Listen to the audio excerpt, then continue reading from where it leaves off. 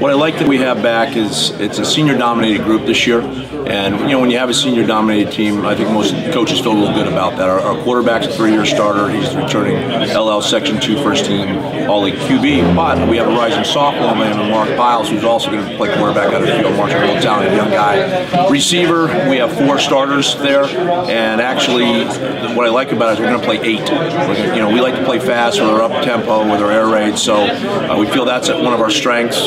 Defensively, our linebacker core, all 4 guys return. We return 2 starters in the secondary and 1 up front. So we like our chances. We feel the league is very balanced this year, and each team has their strengths. But I think overall, whoever stays healthy really has a great shot of winning the league. And so we're just anxious to get going and see how we fare. I think it's twofold. What we did is we had 2 of our guys that now start at linebacker with Tyler Antol, who's a very good player, and Mark Piles. They were in the secondary last year at the beginning of the year.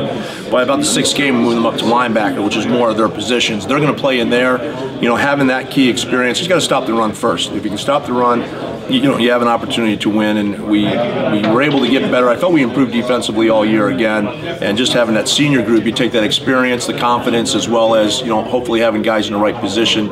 Up front, we'll play 6 kids out of that 3, our 3 down linemen. We're going to rotate. So if anything, if that keeps us fresher. In the past, we've had 4. Maybe a 5th one. Sometimes a play. Right now, we actually have 7. We're trying to narrow that down to 6. And if we can do a rotation there, with the fact so we don't because sometimes when you're playing so fast, you can tire yourself out. It works, but yet you've got to we are usually in very, very good shape, but we want to make sure that our guys are fresh enough to be able to stop someone. I think we need to be consistent. Last year we started off 3-0 and we have a shootout with LS. We spot them 14, and then the rest of the way we ended up losing by like 9, and it could have been 4-0, but we weren't. But then we came in the Garden Spot thinking that we have arrived. We're a great team. We got the snot knocked out of us, and I say that because we did. We got beat up physically, mentally, everything about it, and that leveled us quite a bit. Then we go on and lose the next 4 games by a touchdown or less. And when you have that was a tough pill to swallow. So we got to find ways of finishing those. And that's really what our focus is, because you can't start off on fire. I mean, we want to be consistent early on.